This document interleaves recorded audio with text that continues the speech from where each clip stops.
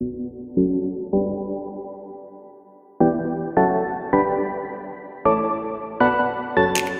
mid-size sedan that I was a fan of, especially for the style, is the Kia Optima. However, they don't make the Optima anymore.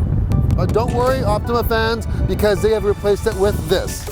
This is the new Kia K5.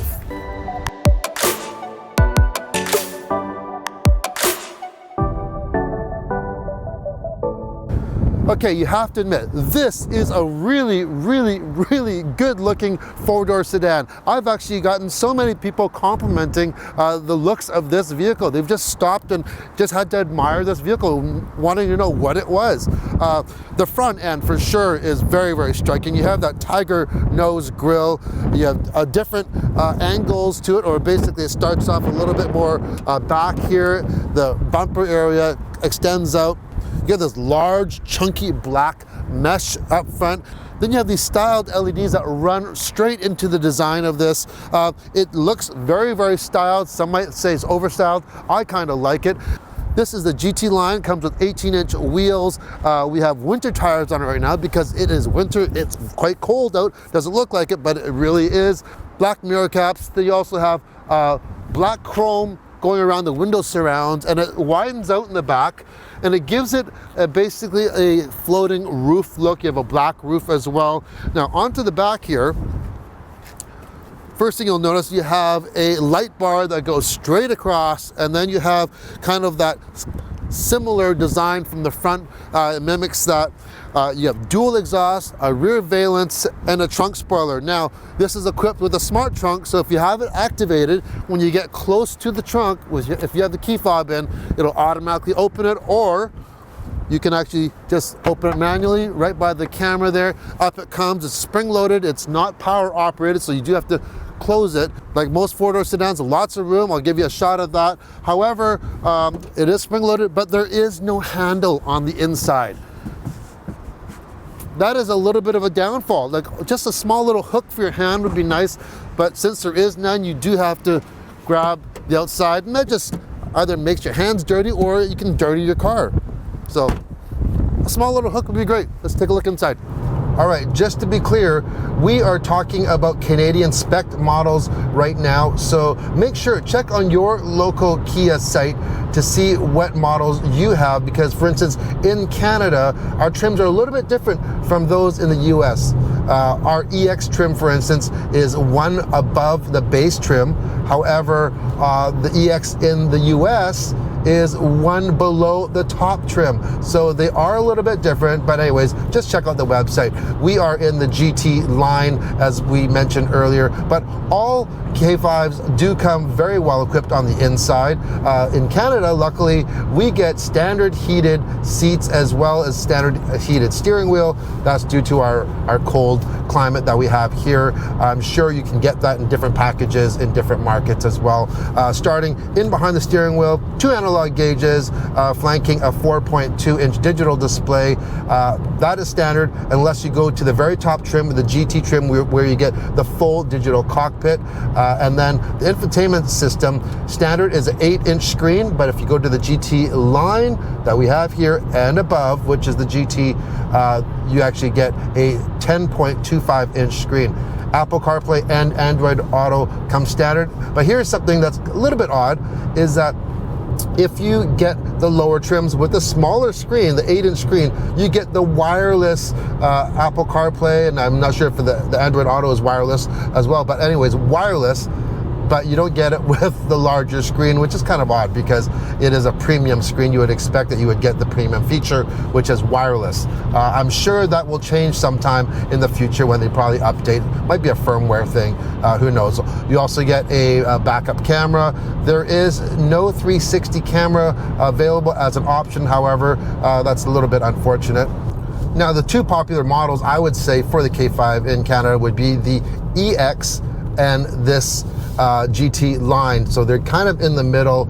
And so pricing wise, the K5 starts at $29,995 for the LX, then you go to $32,595 for the EX, and then $35,995 for the GT line that we have here, and then for the top dog GT, that's going to run you just under $40,000. So this is $3,500 more than the EX. So what do you get for $3,500? Well, you get quite a bit on the inside. First of all, you get even the auto dimming rear view mirror with the home link setting. You get that larger screen. You get ventilated front seats as well as the heat. You get heated rear seats.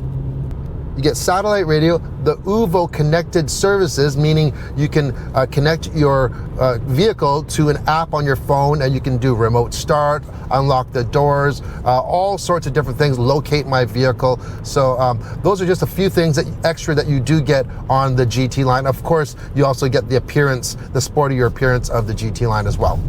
Drive-wise, all K5s come with a 1.6 liter turbocharged engine, except the top GT trim, which gets you the 2.5 liter turbocharged engine. So this is equipped with a 1.6 as well. It puts out 180 horsepower and 195 pound-feet of torque. That's matched to an 8-speed automatic transmission. If you do go to the GT trim though, not the GT line, but the very top GT trim, that 2.5 liter turbo puts out 290 horsepower, so 110 more horses than this, and 311 pound-feet of torque. And to make the drive even more engaging, you're also going to get a dual clutch transmission, and that's an 8-speed as well. All K5s in Canada are all-wheel drive. In the US, you have an option. You can get front-wheel drive, or you can opt for an all-wheel drive option. However, there is a compromise if you go for that 2.5 liter turbocharged engine, and that is it only comes in front-wheel drive. There is no all-wheel drive option for that. You can't buy an option for that. So that is a little bit unfortunate for the people that want the most. They want the top dog, they want the most power, yet they only have front-wheel drive. It's not a huge issue for me. I'm a firm believer, especially on the West Coast here, that if you have a good set of winter tires on a front-wheel drive vehicle, you can pretty well get yourself anywhere. The ride in the K5 is quite quiet and refined. It handles very well. Everything operates very smoothly. I don't find the 180 horses just quite enough though. It's not as engaging to drive as what the exterior looks leads it on to be. But if you do want more performance, you can go for that 2.5. You do have a drive mode button, and it does help when you do put it into sport mode. It helps it keep it into that sweet spot for sure. By the way, regardless of what engine you get, they both run on regular fuel, which is a very big bonus, especially when you're dealing with turbocharged engines here. Here we go.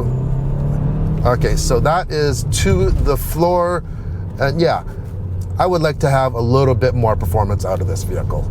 As for safety, this K5 comes with 9 airbags. You have frontal collision alert, blind spot warning, lane keeping assist. There's just a huge laundry list of standard safety features that this comes with. Just go on the website and check them all out. There's just too many to list. However, if you do get the higher trim levels like this GT line, it does come with the highway driving assistant. And here's a quick shot, little time elapse. I was in traffic for 40 minutes in stop and go rush hour traffic, and it was beautiful to use. I barely basically touched the wheel for 40 minutes, and it just made it a lot more relaxing to drive. Now, the mid-size sedan class has really gotten quite competitive now, and I wouldn't envy anyone that's looking in this class, because there are a lot of good vehicles that are very comparable to each other with all-wheel drive, for instance. So you have the Toyota Camry. If you go for the SE with the upgrade package, you're looking very similar in price, and you have all-wheel drive, but you get more power with the Toyota. You have the Optima now, and that has all-wheel drive. You have a Subaru Legacy. There are so many good vehicles in this class. However, the one thing that I would say, and this is purely subjective, is that this K5 has on all of them, just by a little bit, is definitely style. This thing really does look the part, and it really stands out when you compare it with the others. So anyways, that's our quick look at the Kia K5. If you like the video, give it a thumbs up. Leave a comment below. What do you think of the Kia K5? Would you get the 1.6 or would you go for the 2.5? Does all-wheel drive make a difference to you? Anyways, leave a comment and we'll see you on the next Everyday Reviews. Thanks for watching. Take care.